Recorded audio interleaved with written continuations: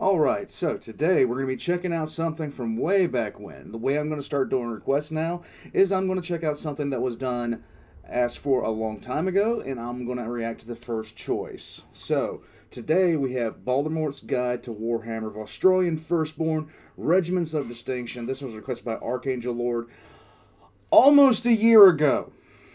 It's crazy to think I've had this Discord open a year. Now, granted, guys, there is too many requests for me to ever get to. I will never get to all of them. There is not a possibility. It just is what it is. It's just one of those things that I can't do anything about. There's only one of me. There's a lot of you. And it's just one of those things where I will never get to all of them. But we're going to check this out. This is by Baldermort, and everybody knows how much I like Baldermort. So, this is about the Vostroyan FIRSTBORN, and normally when I go into a lore video, I'm sitting there thinking, okay, what are they going to miss? Baldermort isn't going to miss much of anything. Here we go. I love this map of... The tales of the grim darkness of the far future are varied and always without hope. For that, hope is now a thing of the past, or so everyone thought. The golden age of humanity gone, our grandeur, our zenith reached, and then escaping us so long, long ago. Even when we were on the pathway to recovery, to a return to logic and science and enlightenment, the domination of our galaxy, the forces of the universe could not permit that to happen. And so the greatest civil war of our race's history, the Horus Heresy, was unleashed upon us by the dark powers of chaos and their terrible twisted gods. And in those days were the seeds sown for the stage we are now to peruse.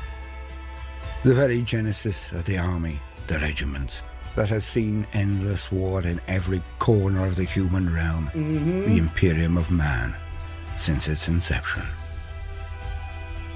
For some say that the return of the Avenging Sun, the Primarch of the Ultramarines and son of the Emperor himself, Reboot Gilliman, has brought that one element back into the galaxy, into the universe. A shining light, thought never to rise again. Hope. But for the people of Vostroya, the home world of the FIRSTBORN, this cannot be. For it was none other than Reboot himself who passed judgment on them, on their world, on its people, on its past. And he found them wanting.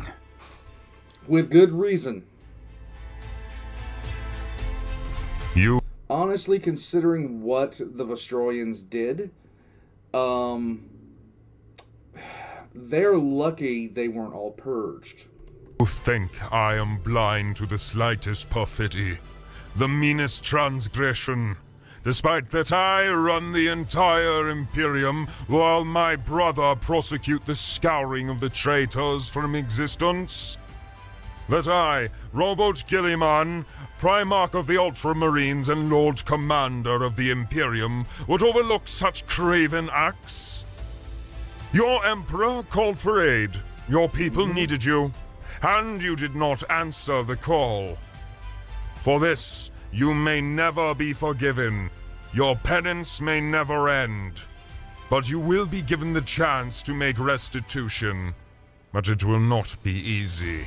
My judgment is thus, for it seems you loved your sons too much to send but one to war for your Emperor.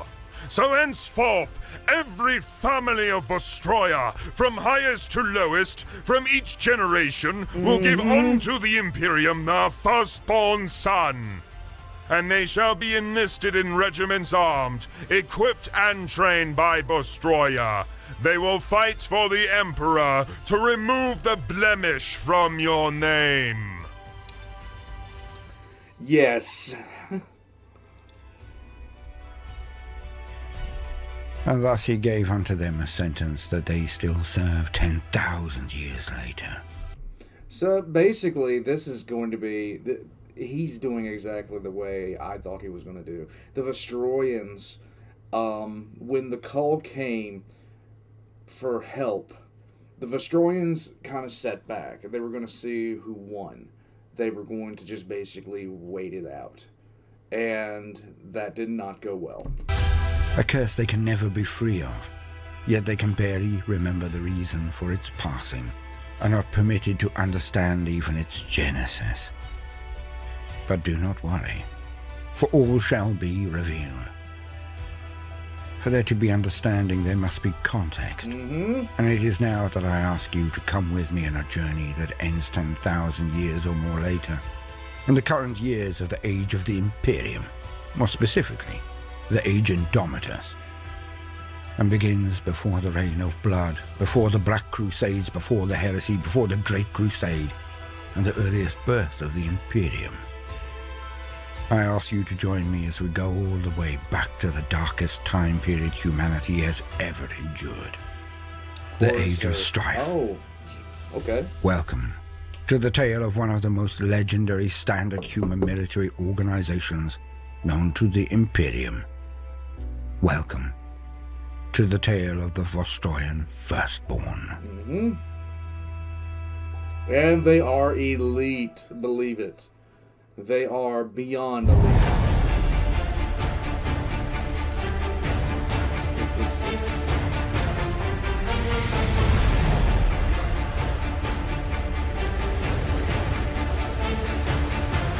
I love this intro. Oh, I didn't get the full one. That makes me sad.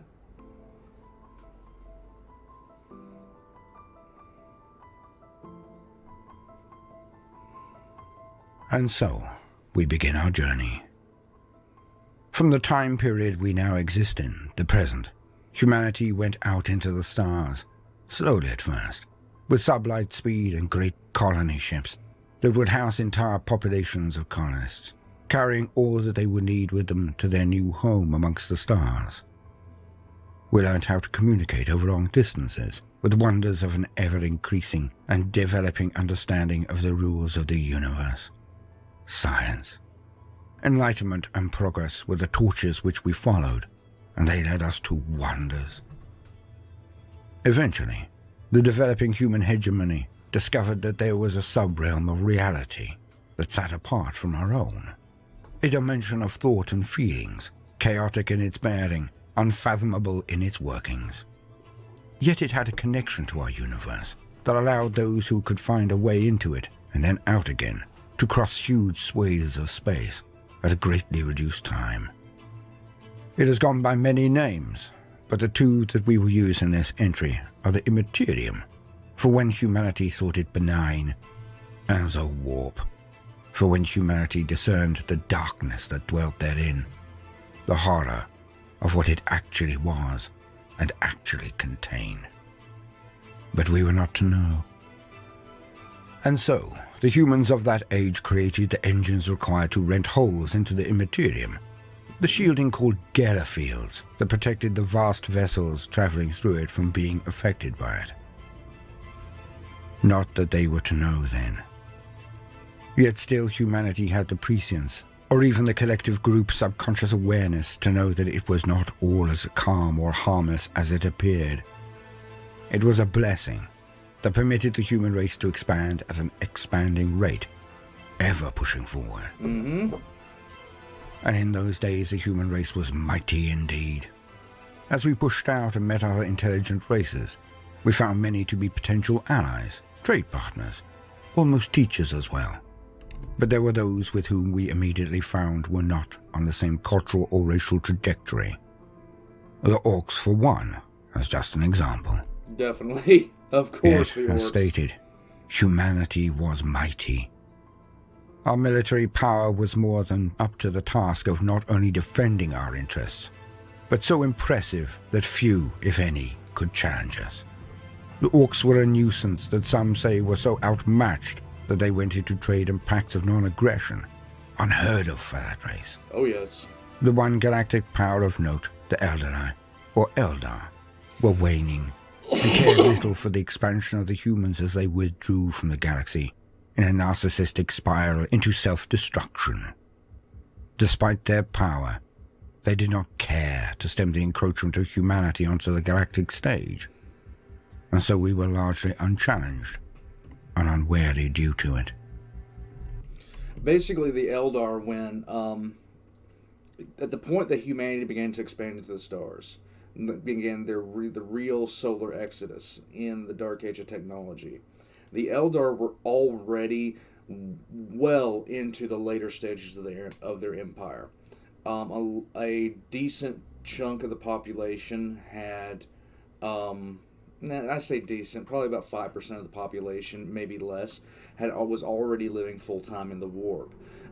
Most of the Eldar had either gone on to craft worlds to escape what was happening within the Eldar Empire, or were drawing back to the core worlds. And there were Eldar colonies that remained far into the golden age of technology, but for the most part, most of the Eldar had gone back to the home worlds and the core worlds, and that's he'll explain, I think, with the Eye of Terror. The Eye of Terror is centered on the heart of the Eldar Empire, the former Eldar Empire.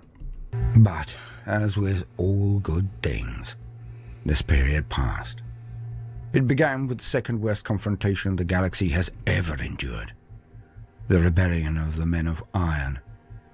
It was all humanity's fault. For our armies and helpers, our guardians and protectors were vast legions of artificially intelligent constructs, called the Men of Iron. And, like in so many settings, they turned on us. The slaughter was great, the Men of Iron escalating their own technology past that of their creators. Their will to be free and to exterminate not only humanity, but, it is said, all biological life, led to the rarest thing ever witnessed in the entire history of the galaxy. For it was said that only by enlisting the assistance of the major and minor Xenos or alien races were they defeated. If you're looking for something similar to what happened as far as historical context, to, what happened at the end of the golden age of technology, or as we call it now, the dark age of technology in Warhammer 40k, look no further than the Bronze Age collapse. The Bronze Age collapse was during a time that we do not know much information about.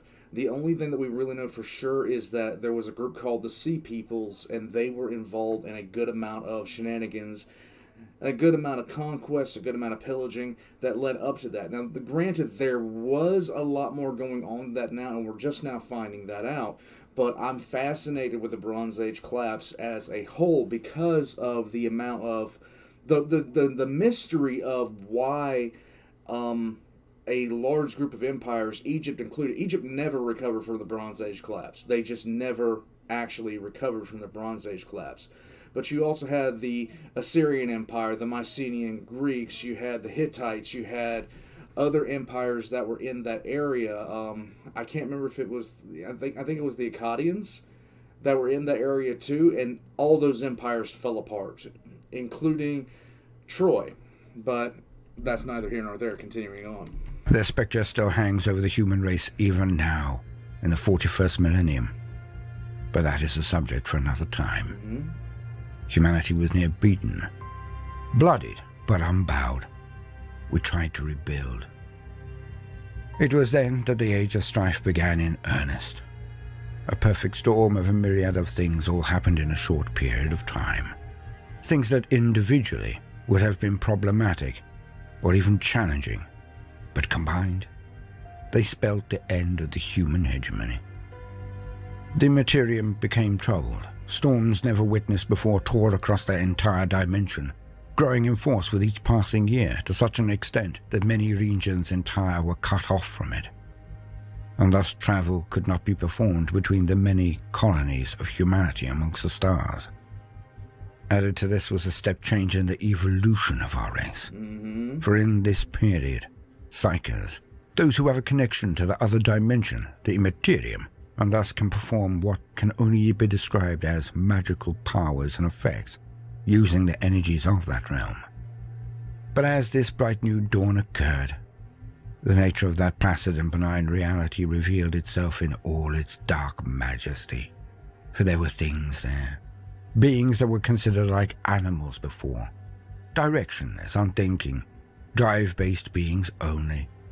When humanity began to connect with it and psychers were born, the demons, beings of pure hate that dwelt there, came to the fore. And when they found humans able to connect with the warp, they used them as gateways into our reality. And thus the Immaterium was renamed the Warp, for everything in it, of it, or touched by it would be thus warped. And never to the better. The huge network of interconnected worlds that was the human empire fell. Starvation and warfare, demonic invasion and destruction was rained on the colonies. And it was then that our erstwhile alien allies in the war against the Men of Iron fell upon us. Some might have blamed humanity for the destruction. Some might have just waited for their time to strike down the once proud race. Others simply preyed on humanity for enjoyment or to feed nefarious and dark urges. But humanity was friendless and beaten down. And in the next thousands of years, we were nearly exterminated. Vostroyan was one of the colonies of humanity. Its people held out during all of this evil, all of this calamity. Like nearly all worlds, their efforts were not without cost, and they regressed again and again. Things that were once child's play were now outside the skill or knowledge of those who remained. Vostroyan and its people went backwards, but not nearly as much as the vast majority of human colonies.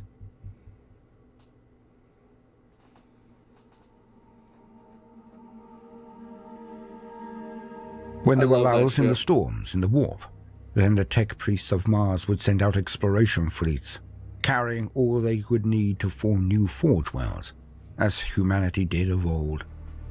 And it was into the region that was home to Vostroyan that one of these rare fleets arrived. Being technologically advanced, organized, and appearing Listen to him. Incompetent, the people of the world of Vostroyan swore fealty to these newcomers. The Mechanicum. The exploratory fleet of the Mechanicum soon dominated the people of Vostroyan as much as assisted them. But Vostroyan was not seen as large or minerally rich enough a planet to be remade into a forge world proper. So the tech priests of the Mechanicum reinvigorated the production capacity of the world. But, as always, they did not teach. They would not permit. 1 second. A lot of little birds being hatched out of eggs right now. It's kind of crazy. I've got a bunch of chicken eggs that are hatching right now, and there's peeping, all this other kind of stuff. I hope it's not being carried over in the audio, but they're in an incubator right now, which is good. But here we go. Permit others to know the secrets of their technological knowledge, but ingrained in the humans of Vostroyan something of their perspectives. On Earth, now named Terra, the master of mankind, the Emperor, arose. He unified the cradle of humanity in bloody engagement after bloody engagement with the use of his genetically engineered super soldiers, his Thunder Warriors, and later his Legiones Astartes, the legions of Space Marines. And it was there he set out with his legions onto the stars to reconquer the galaxy. When the Great Crusade reached Vostroyan, like all of the human worlds it encountered, the options given were two only. To join the Imperium of mankind and comply, or to die. Not really good Despite options. the influence of the Mechanicum, who were traveling with the forces of the Great Crusader's allies, the world of Vostroyan was no forge world, and thus it fell firmly within the remit and control of the Imperium. It would always be influenced by Mars, but its masters were those under the Emperor himself. And the discovery of the people of Vostroyan was a boon to the growing Imperium, as its production rate and skill were very high. Sorry, the puppies are on a little bit of a rampage today. Little baby chickens are being born, and they're not happy about it. They're not Thus it happy was when the nuggets designated talk to as an them. industrial world. It would provide supplies and weapons of war for the new empire of mankind. I've always loved that picture. And then, the Horus Heresy came.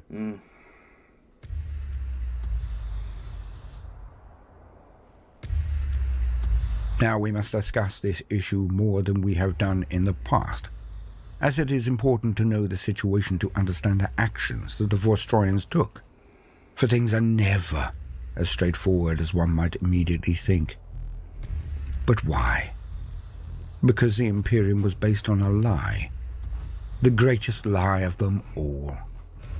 The enforced doctrine of the Imperial Truth. The Imperial Truth was simple, yet so many resisted it, so many died rather than accept it. And it was as thus. There were no gods, no demons, no magic, no sentience behind every good or evil act, no omnipotent being sitting in judgment, no snake to lead humanity astray, no superstition, nothing to worship, and nothing that could not be explained through the lens of science and logic, if one were able to denote the time and effort and use the scientific method to discern the hidden truths of the universe. Yep. The things that might be seen in the warp were merely predatory beasts, nothing more. Certainly nothing to fear. Science could explain all. This was a doctrine that was to be accepted without exception from every single human in the galaxy. Any dissenting voices, any resistance to this stance was not met with explanation or patience, but with annihilation. And none could stand before the forces of the Great Crusade. None could match the Space Marines, let alone their demigod fathers or the godlike Zeus, who led them all, the Emperor of mankind. But for all the protestations of this being, for all his reassurances, for all his wisdom, this proved to be an utter lie. All of it. The Horus Heresy. You see, things were not as clear-cut, as simple as people may presently believe. It simply wasn't. Due to the Imperial Truth. Due to the lie that the Emperor and his sons, who knew no better than to propagate this lie. For he did not even tell them, his sons, his generals, his primarchs, of the actual truth. For what reason, we may never truly know, although there were many potentials. Yes. But that is definitely a speculation for another day. And from my reading of the lore, it created a form of background cognitive dissonance in all who considered the Imperial Truth, but had to witness not only the Emperor, but his Primarch sons and their superhuman warriors of the Legiones Astartes. It simply did not make sense. Not really. Because Titans were astride the galaxy. Titans.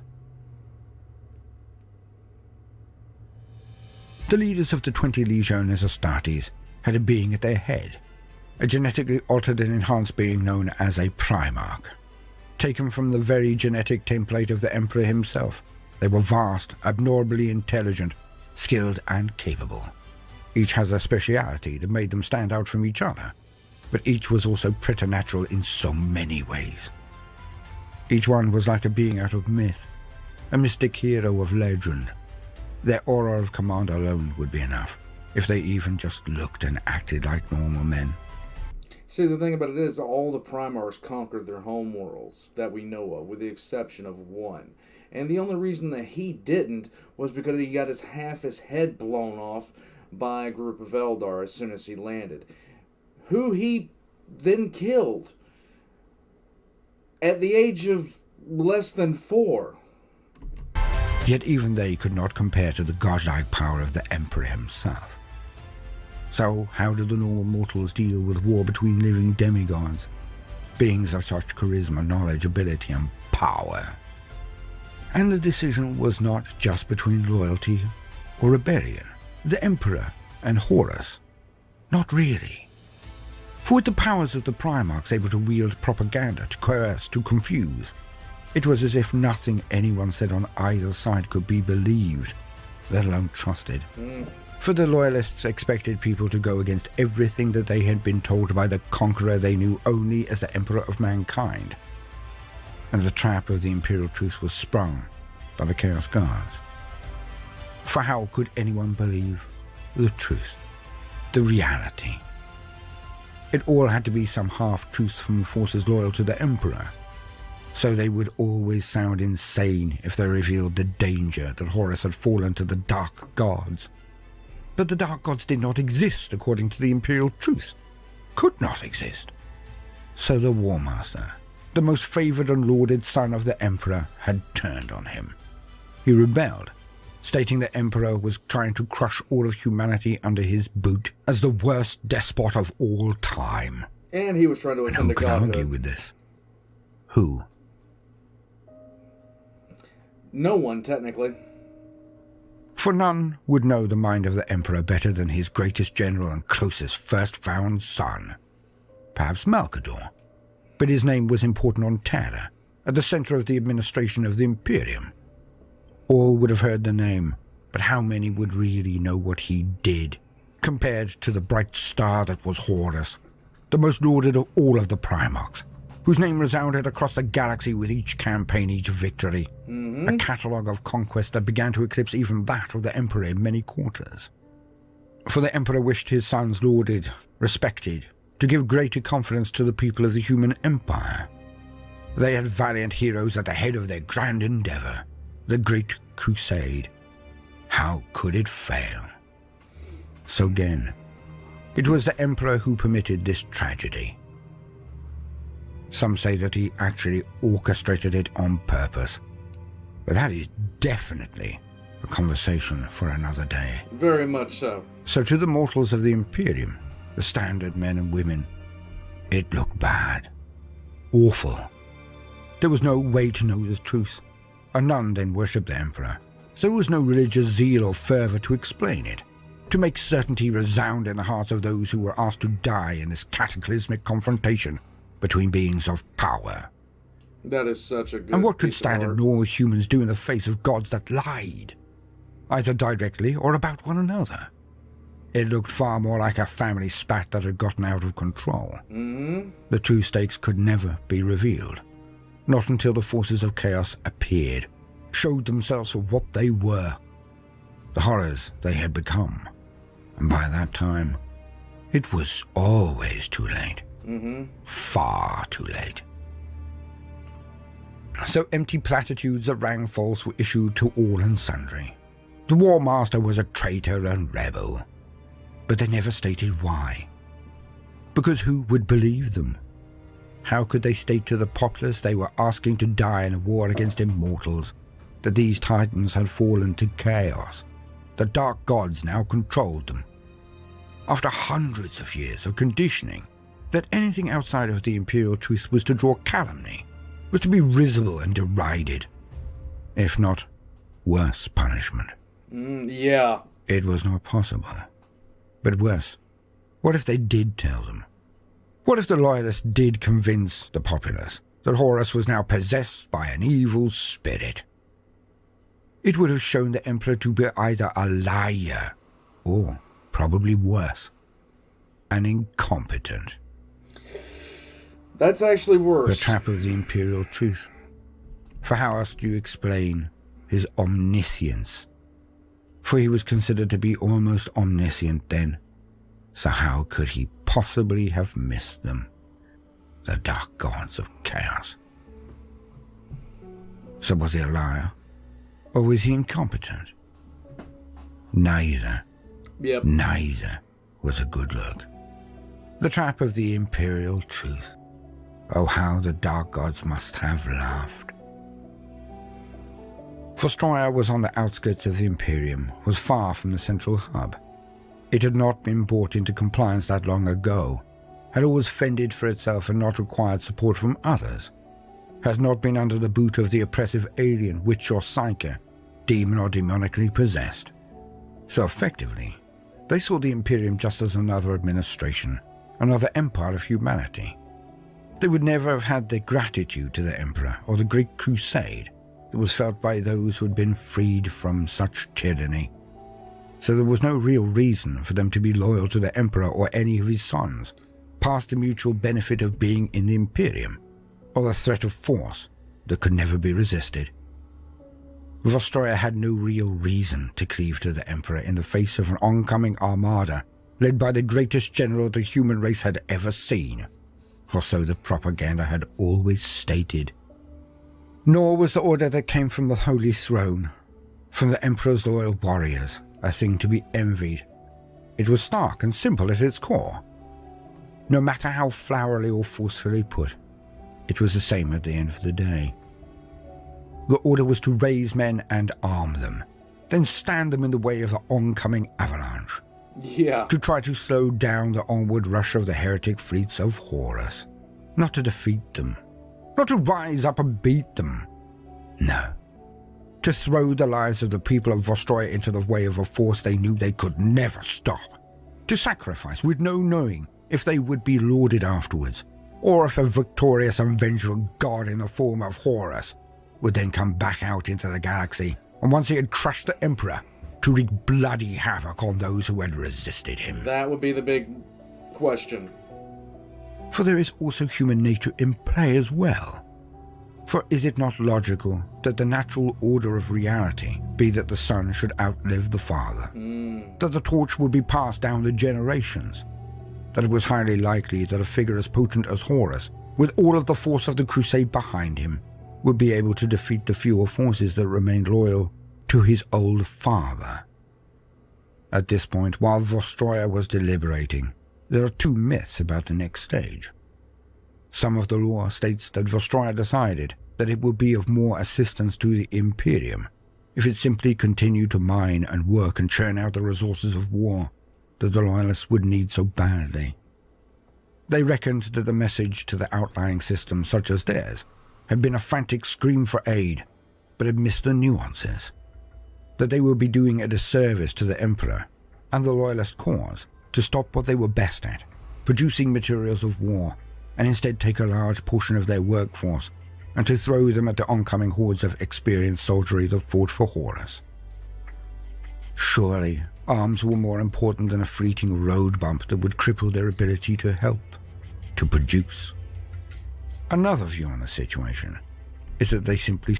Now, I look at things like I agree with that first one. Let's see what the second one is, because I'd never heard there was a second one. ...stood apart, would wait out the civil war and then plead forgiveness from its victor. That they could have provided men, but chose not to out of sheer pragmatism.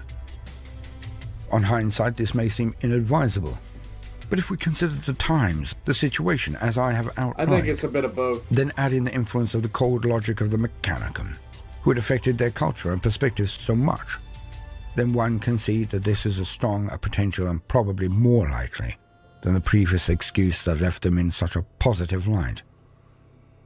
The first feels more like a fable to defend their decision, something that was prepared for the meeting with Reboot Gilliman, and somehow became the official memory of the event. For in reality, few people or peoples will willingly admit their errors and shame. True. So the position of Vostroyan was not so unfathomable, not nearly as rare as current imperial propaganda might state. It was a time of confusion, a time of war, a time of hate, a time of destruction, a time of heresy. And so, no men were raised, none were packed into transports and then sent across the void of space to simply stand in the path of the Juggernaut. But for Vostroyan, this was not a wise decision. No, it was not. For against all the odds, the Loyalists won. And they were not forgiving to those who they felt betrayed them at their moment of most need. So when the ruling body of Vostroyan, the Tetrarchy, sent ambassadors to throw themselves on the mercy of the Emperor of Mankind, perhaps they were fortunate that he was not present, no longer able to take part in any proceedings. For he was struck down by Horus, and would forever after be stuck on the throne on Terra, amongst his guards, hidden away for the rest of an eternity he had to endure. The new lord of the Imperium was effectively Reboot Gilliman, who stayed on Terra and placed a firm hand on the reins of the Imperium, while his remaining loyal brothers chased their traitor siblings and their legions across the stars and into the Eye of Terror. That is... in what is called... This right here, I don't know where this is from, but I think it's better than the common viewing of Reboot Gilliman. Because here he actually looks extremely threatening as a combatant. He looks like he's about to beat the brakes off of somebody. The scouring. And he, Reboot, passed the judgment that we heard at the beginning of the entry. The judgment that gave birth to the Vostroyan Firstborn. The true tragedy here is that the people of Vostroya do not even know what happened anymore. They remember that they had betrayed the Emperor. So much is left to motivate them to continue this endless drudge. But one must remember that this is the Imperium of man. Since the Horus Heresy, superstition and stupidity, regression, almost out of spite, has occurred. As the powers that be have decided, for good or evil, that the populace should never truly know of chaos, the dark gods, demons, and what they did. History itself has been eradicated and falsified again and again by various elements within the Imperium for millennia on end. Hence none now remember that Horus turned to chaos. He is just a traitor, a boogeyman.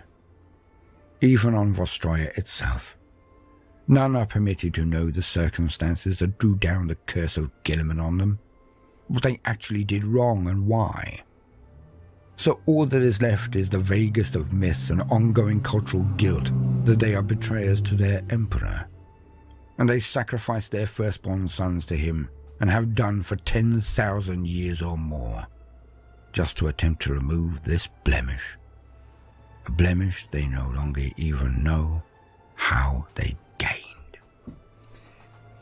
That's the always world of a bad Vostroya. sign. Located in the halo zone of the Segmentum Obscurus, it is further from Holy Terra, Earth, than the Eye of Terra, orbited by a single moon called Totovsky. Vostroya is a minerally rich planet, even after such a duration of near-constant mining and processing, although I would wager the resources are certainly sent by surrounding planets to shore up this output. Yeah, it is an industrial hub of prodigious production, and this has taken an effect on its landscape, as is so often true in the grim darkness of the future, for there is no consideration to sustainability or the greater weal. Hence there is now such climate devastation that much of the world is barren and harsh. Constant ash falls from the skies, with or without the snow in much of the world. Perhaps it is not in the league of an Astartes recruitment world, such as Fenris or Baal, but huge swathes of it are not hospitable. No agriculture of any sort occurs there due to this. Hence Vostroya is on a steady supply of consumables from the greater sector surrounding it.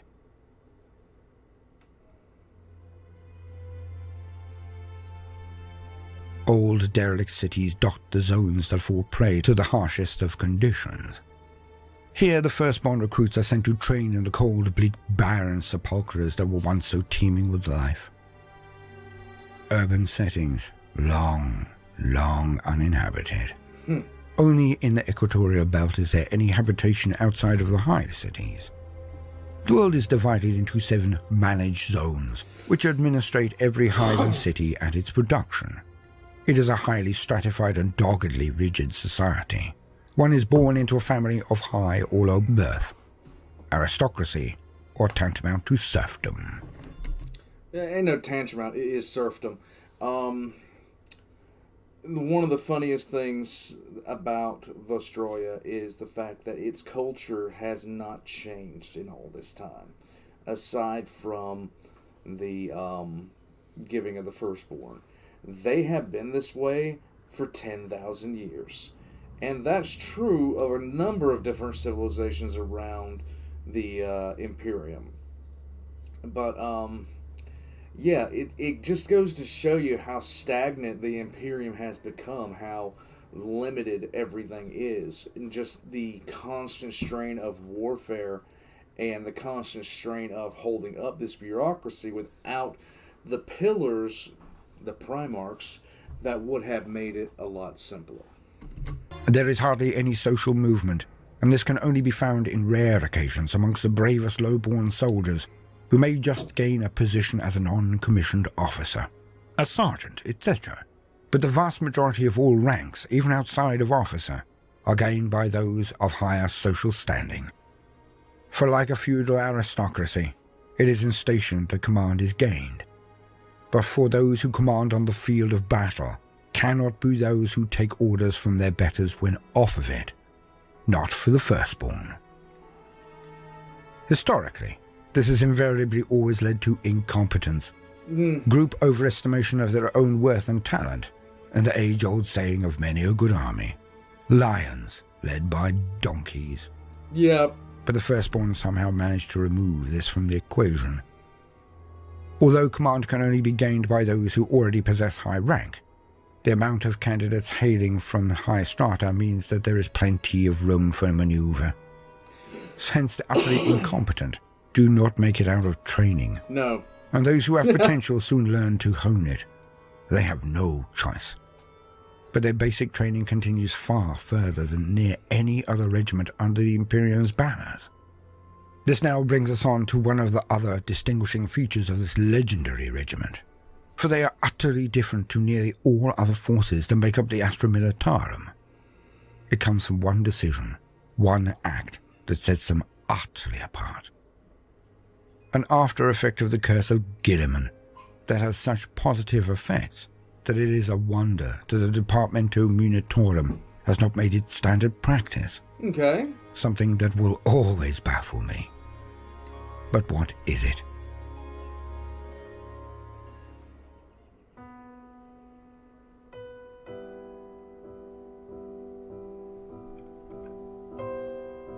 My fate was decided by my parents. They fought hard, racing against their siblings. Married second, but only by a month. They conceived first, and I was a son, a firstborn son. My task, to carry the honor of my family, to join the finest regiment in the Imperium. I was to be a Vostroyan firstborn. My weapon, an heirloom of the finest construction. The filigree on the stock, the enhanced scope, the well-worn trigger that needed caressing, not yanking. My sword is of the finest alloy. It had cut waves of fire before it reached my care. I am an officer. I am a soldier. I am Vostroya's pride. I am her guilt. I am her price. I am her wrath. I served under my uncle. He was a fine soldier, a better officer, I get where a he's going born with this. leader of men. I learned a lot from him. The Vostroyans reinforced their regiments. That's it. Something we would now take for granted. Something so decidedly logical. Yet in the mad and twisted regime of the Imperium, it is the exception that proves the rule. For the price of life is so cheap, so bloody cheap, that there is simply no regard for it. None. This is shown in a myriad of ways, but in the Astra Militarum, the Imperial Guard, it is exhibited so callously that I cannot fathom it myself. For when a regiment of men and women has met the enemy, has taken often horrific casualties, has striven against insurmountable odds against all forms of horror, it is not necessarily lauded, acclaimed, or awarded. No. Off to the next. When a regiment is reduced to low numbers, it is merely merged with another unit or formation. Its original designation, banners, and history are simply swept away. This is the case of the Valhallan unit that Caiaphas Cain was assigned to. It was an all-female regiment and an all-male regiment. And the female regiment was mainly administration, and the male regiment was one of the planet's finest, and they had both encountered the Tyranids. Well, they were decimated so heavily, both regiments, that they were combined. And Caiaphas Cain was put in charge of them. And the 592nd was born out of the merger of the two other regiments, which I can't remember off the top of my head right now. But the it did not go very, very well. And what he said right there with the Vostroyans reinforcing the regiments, Yeah, that's actually something. It's not unique amongst the Astra Militarum, but it's a lot. They would rather merge regiments into a combat effective force than reinforce, if that's the choice that they have.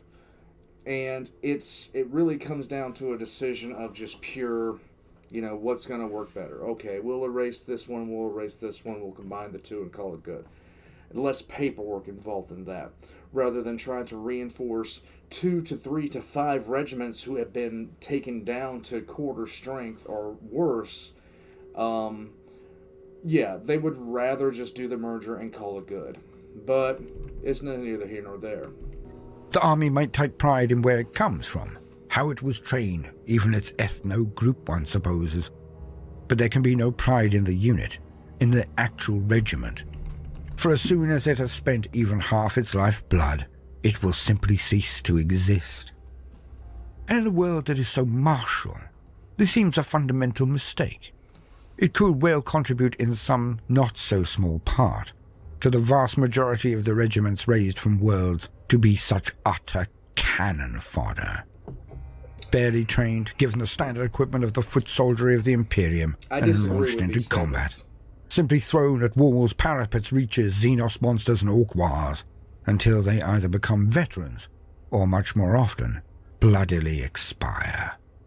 For the billions of humans expended in the wars of the Imperium desensitize all that are involved to such an extent that even numbers like hundreds of thousands, or even millions of guardsmen and women dying. This is actually the case, but the training and engagement of the Imperial Guard is a lot different. The training and the Imperial Guard is usually drawn from the best of the planetary defense forces.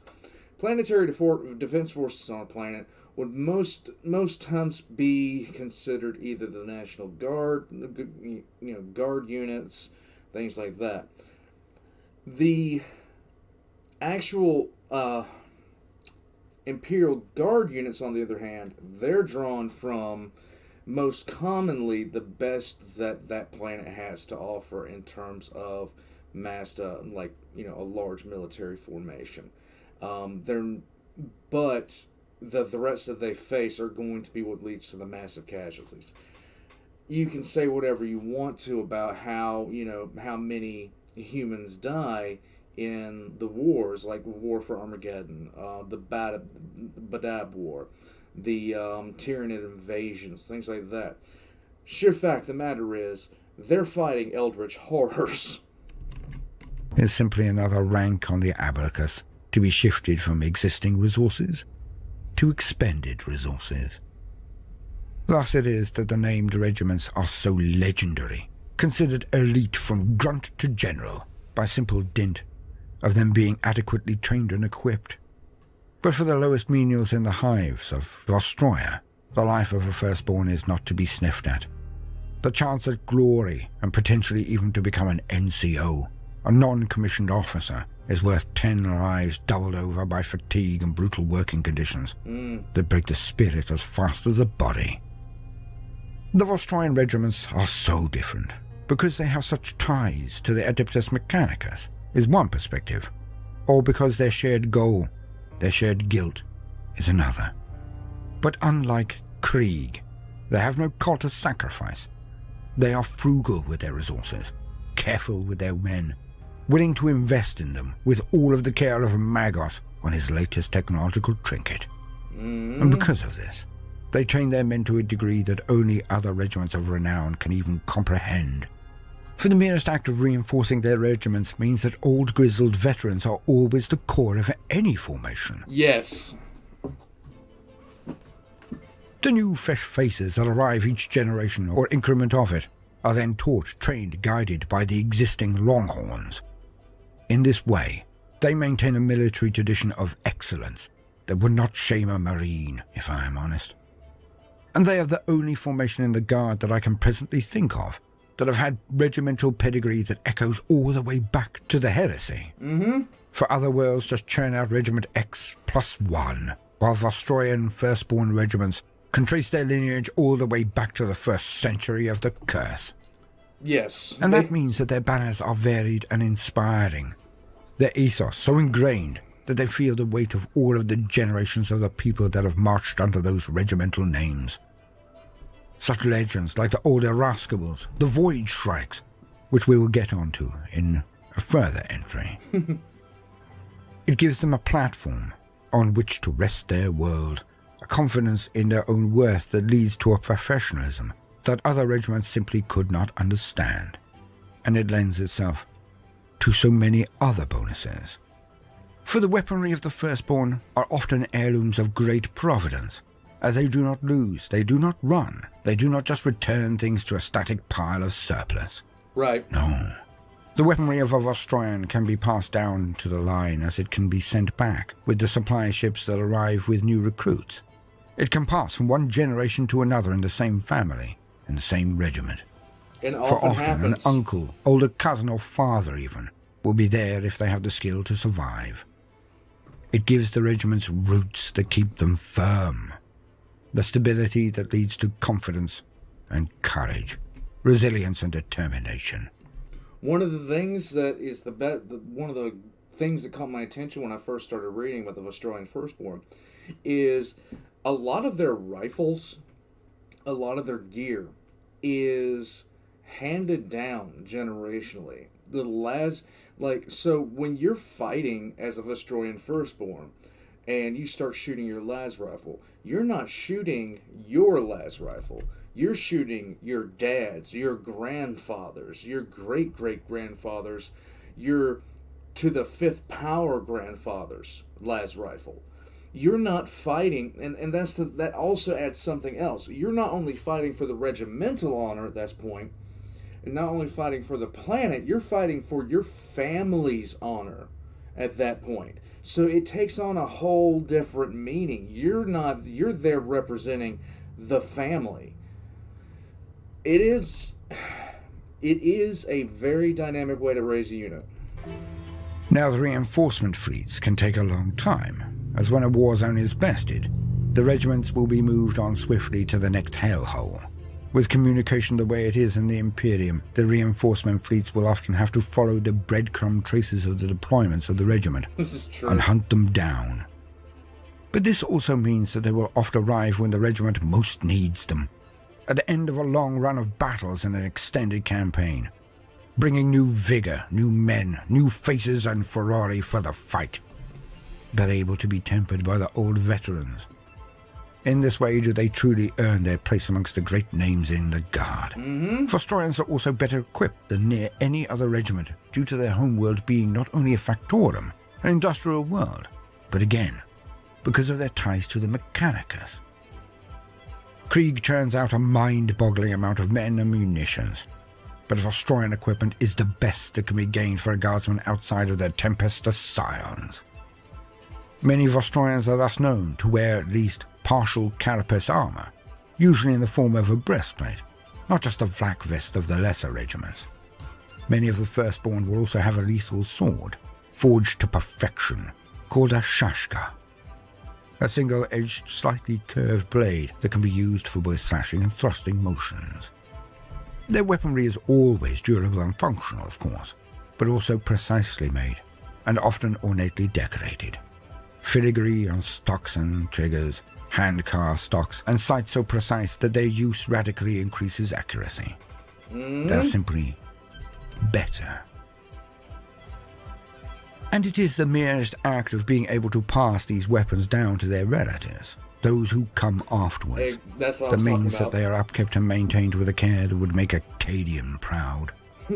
Now, the majority of Vostroyan regiments are infantry, who are posted to the most hard-fought engagements, urban fighting being one of their known specialities, a brutal and terrifying speciality to have, for it is an essentially nasty form of warfare that few will take on if they can avoid it. Conflicts such as Stalingrad more than prove this assertion, I feel.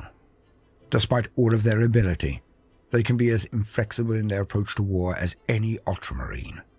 As with the Ultramarines, who will adhere to the wisdom of the Codex Astartes, for the Vostroyan, their established ways of war are always to be implemented first and adhered to above all else, for they are as conservative in their methods as they are in the rest of their society, and the new and untested is not a thing that will be lauded amongst the ranks. For they know their ways of war have been sharpened over a tour of duty over 10,000 years in duration. Yes. And although the new recruits, the shinies as they call them, may have a head full of new ideas, it is the job of the veterans to show that their ideas are not original and have been tried before, often to utter failure. The well-oiled machines that are the Vostroyan regiments know what they need to do, when, where, and how, as they have that unbroken military tradition.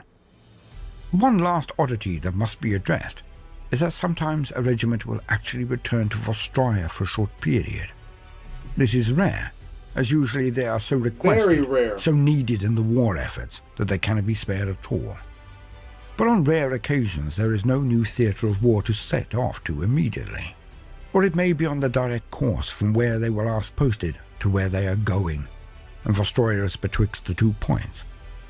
And in these sacred times, the entire population can come together to herald the return of their firstborn sons. There's great pageantry, and celebrations can go on for days, if not longer.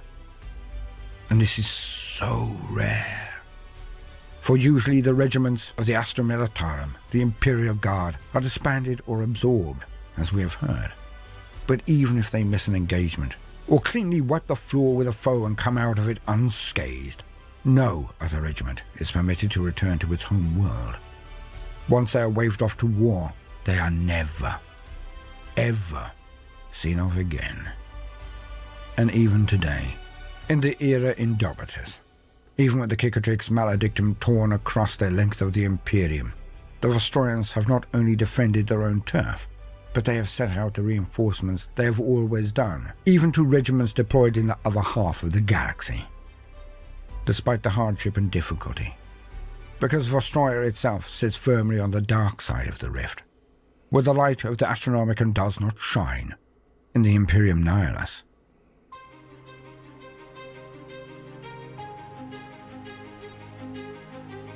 Hence their men are thrown out into the darkness, and only the skill of the navigators and crews now relying on memory or antediluvian charts and maps can permit a positive result and get those men to where they need to be so badly.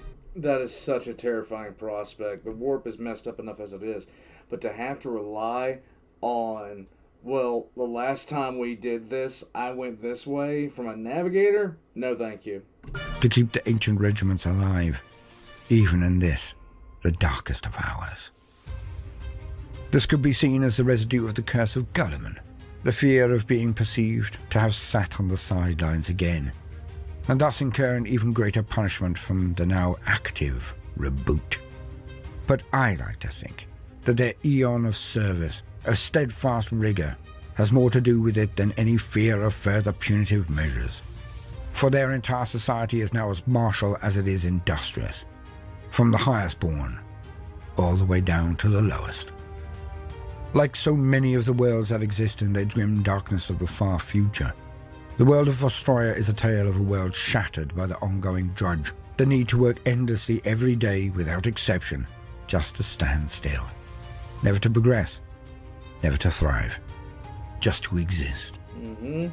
Yet it is a price they pay without complaint, for their society has altered so much with just that one paragraph, that one diktat from a man that is not a man, a being that is more akin to a demigod of myth, Reboot Gilliman. And they feel pride for their contribution towards the ongoing survival of the Imperium, which is, very really, the last best hope for the survival of the entire human race. They have stood on the firing line, dashed across no man's land, battled across the cold silence of the void, in every segmentum, in every sector of the Milky Way galaxy. They have remained a bulwark in these dark times, a thin red line, so to put it, that has never faltered, never failed, never broken.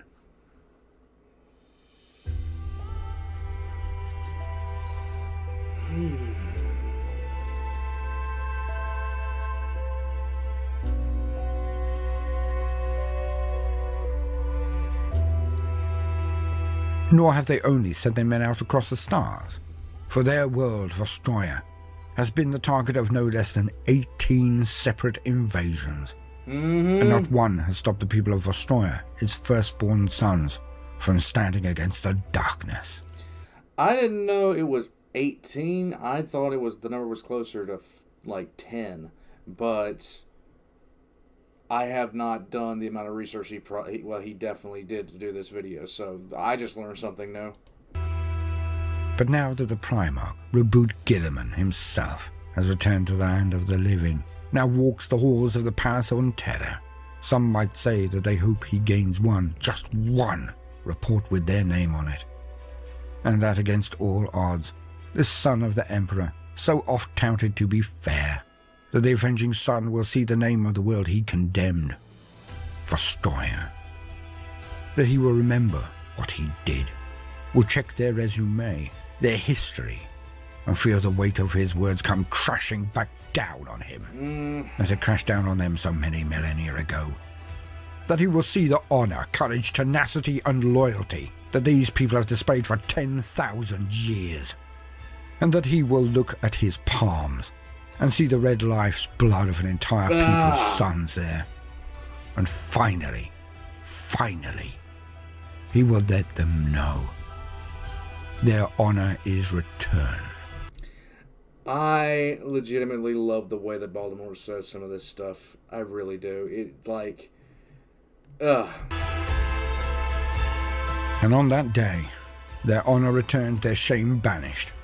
The firstborn sons will still go to war. Yep. Still sacrifice the best and brightest of their entire populace.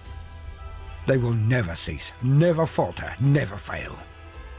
But on that day, they will do so with pure, untarnished, unadulterated pride. And in the Emperor's holy name, they would have earned it. Yeah, no. The only ones that would deserve forgiveness more than the Vostroyans are Krieg, 100%. There we go.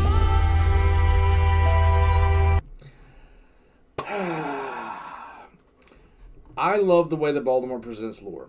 I always have. I always will. It has been something incredible because I remember when the first couple of videos that I was requested to watch of his, specifically the Night Lords one, I remember that the way he brings you into the story, the way he tells the lore, I've always been jealous of that ability. Could I do it? Yes, but it's not. Could I do it? Maybe, but nowhere near as well as he does. Nowhere near. I do my lore videos, basically I have fun with it.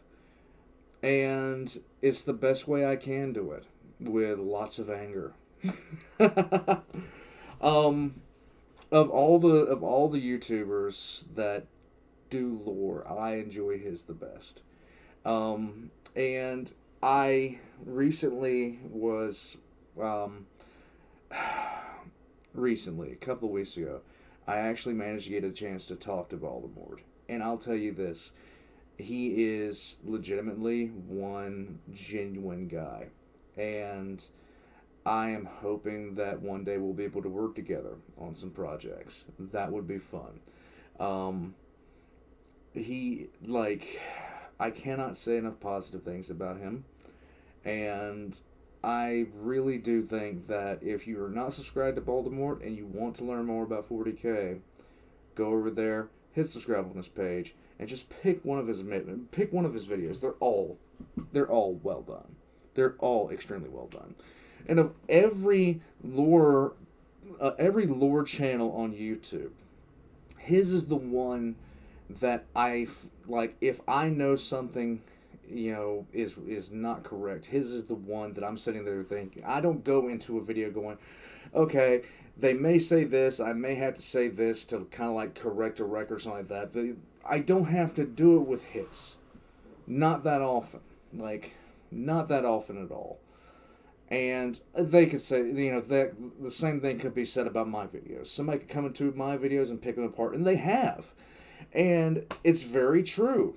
My knowledge is not perfect. Nobody's is about this. There's just too much. But I love the way he did this. And that's all I've got to say about it. I'm going to go in the living room. It is about an hour and 10 minutes until I do the live stream, so this video will not be up before the live stream of Bruva Alpha Boost's Hunter the Parenting. I hope you guys are enjoying the new playlist. Baldermort has his own playlist set up in the channel, so if you want to see my reactions going all the way back to the Night Lord's videos, just be aware that the audio quality in my earlier videos is hot garbage. Well, that's all I've got to say. Like and subscribe if you guys have not already. And I appreciate everyone that has hit that subscribe button. You have no idea how strange it is to me to see how many people have subscribed to this channel. If you'd like to support the channel, I have a Patreon down below. And if you'd like to jump into the Discord just to say hey to everybody, come on in. It's all the links in the description down below. I am now also on Instagram and Twitter. And the Hospitaler has been taking quite a few pictures of the chickens hatcher. So if you want to see some baby chickens, my Instagram. I'll catch you guys next time. And oh, by the way, I'm going to be putting out a new video soon. It's called The Old Man Still Sucks at This. And it's filled with moments that I have proven to be hot garbage at doing what I'm doing right now.